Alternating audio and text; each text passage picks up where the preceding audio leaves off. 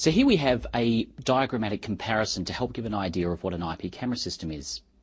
The top diagram illustrates a typical CCTV system where analog video is streamed directly from the CCTV cameras to a central DVR. The digital video recorder converts the analog stream to digital video.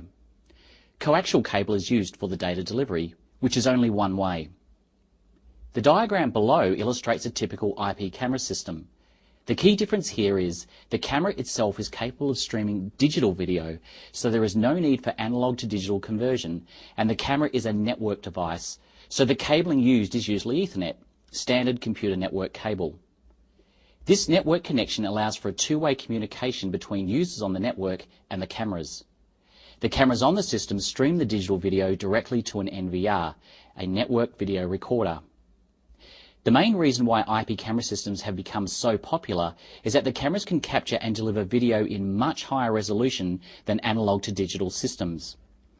There are other benefits to IP video over CCTV, such as using existing network infrastructure. However, higher resolution is the main selling feature. While analog to digital DVR systems will be around for some time, there is fast churn away from CCTV over to IP video, which is reflected in the global camera sales figures. IP camera sales are increasing, while analog camera sales are declining. What's interesting about the two systems is that while one streams analog and the other digital, the topology of both systems are the same. Both the DVR and NVR have a central video surveillance software package installed, which is the core of the system.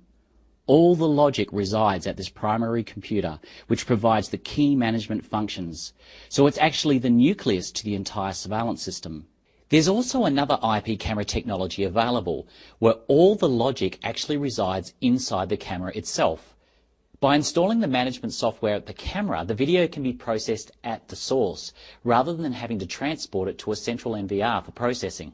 This means the camera actually packages the video as sequences, just like an NVR, and can store the video sequences as ready-to-access files directly to any kind of digital media, hard disk, removable flash, or attached storage.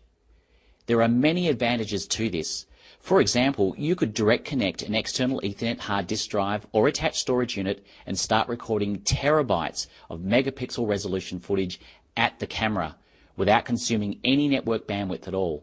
Using a standard web browser such as Internet Explorer or a viewing client, users on the network can send video sequence searches based on camera location, event type, time and date to where the video was stored, and play these back directly from the storage media itself.